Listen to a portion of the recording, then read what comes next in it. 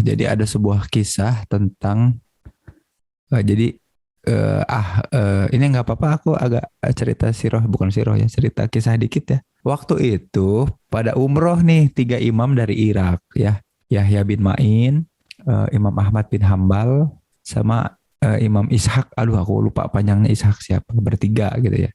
Beres umroh itu mereka kemudian pengen ikut majelis-majelis karena biasanya di sekitar Masjidil Haram itu suka ada lingkaran-lingkaran pada bermajelis diskusi gitu.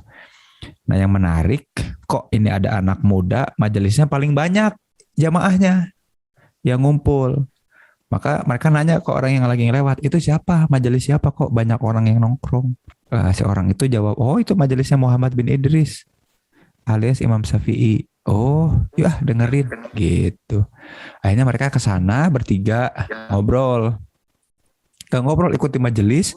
Nah, salah satu yang ikut namanya Yahya bin Ma'in itu ulama tokoh jarwa ta'dil itu apa ya?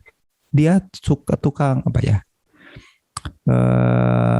Orang yang menyeleksi menyeleksi keabsahan. Jadi ngecek validitas dan reliabilitas sebuah riwayat hadis. Wah, makanya bawaannya tuh pengen nguji. Kalau ada orang yang lagi ceramah tuh bawaannya pengen nguji. Ini syaratnya dari mana? Gitu. Lalu beliau terbesit untuk ini agak panjang ceritanya nggak apa-apa ya. Ini seru soalnya. Eh Beliau iseng bilang ke Imam Ahmad bin Hambal sama temannya Ishak itu.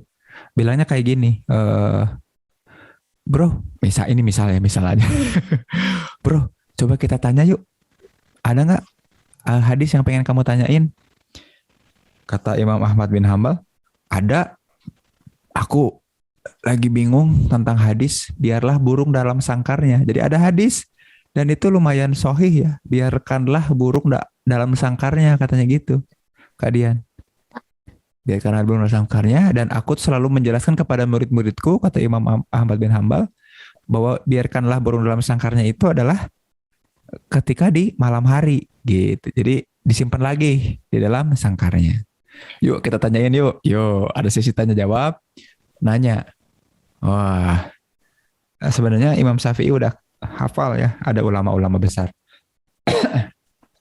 Terus, duhai alimnya orang Mekah katanya. Coba jawab, coba berikan pencerahan pada kami tentang hadis. Biarkanlah burung dalam sangkarnya. Oh, terus Imam Syafi'i nggak langsung jawab, tapi nanya balik.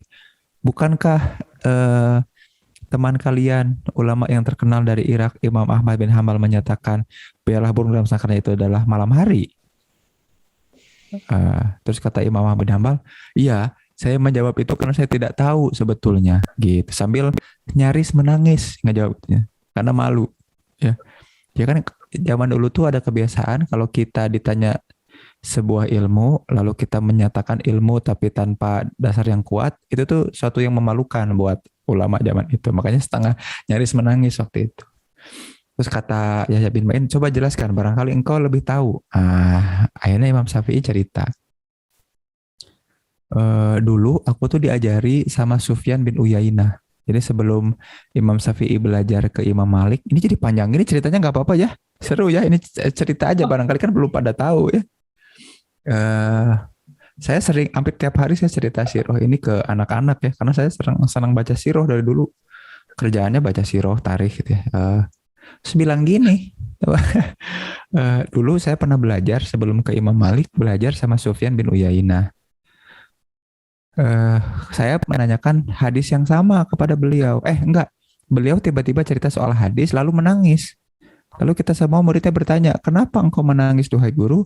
Sesungguhnya aku tidak tahu kenapa hadisnya berbunyi seperti itu. Biarkanlah burung dalam sangkarnya. Tapi secara sanad sohi dari konten tapi nggak dimengerti gitu. Akhirnya sini duduk di pangku. Nah, karena Imam Syafi'i kan masih muda banget ya. Kebayang nggak udah jadi ulama umur 7 tahun masih bisa di pangku itu makanya nyanya tuh. Sini duduk di pangkuanku katanya gitu. Berarti itu dia lagi belajar umur sekitar 4 atau 5 tahun. Sini duduk di pangkuanku. Coba ceritakanlah kepadaku nak, dari mana atau seperti apa, kenapa burung itu dalam sangkarnya. Hadisnya bilang begitu. Lalu Imam Syafi'i bilang gini teman-teman. Setauku, kebiasaan orang Quraisy zaman dulu itu adalah mengundi nasib, ya. Jadi entah itu lewat panah, jadi dia bikin bikin apa namanya sasaran-sasaran, lalu dia lempar set. Kalau sasarannya tepat, jadi misalnya gini, aku mending keluar rumah nggak ya sekarang buat jualan? Coba set. Kalau ngelempar panah nyampe ke sasaran, dia berangkat. Tapi kalau ngelempar panah ke sasaran ternyata meleset, dia nggak jadi berangkat. Nah, jadi senang mengundi nasib. Salah satu yang paling sering dilakukan adalah melepaskan burung dari sangkarnya. Kalau burungnya terbangnya ke arah kiri atau malah ke atas ke belakang, dia nggak jadi pergi keluar gitu. Atau eh, nikahin jangan ya si ini sama si itu, yuk keluarkan burungnya, set. Dia malah ke kiri dan ke atas terus ke belakang. Oh berarti nggak jadi. Oh, gitu, nggak jadi nikahnya gitu. Terus kalau misalkan burungnya terbang ke depan lalu ke kanan, oh berarti oke, jadi nikahnya gitu. Maka Rasul mengatakan biarlah burung dalam sangkarnya. Langsung nangis lagi Sufyan bin Uyainah meluk kepadaku, kata Imam Syafi'i.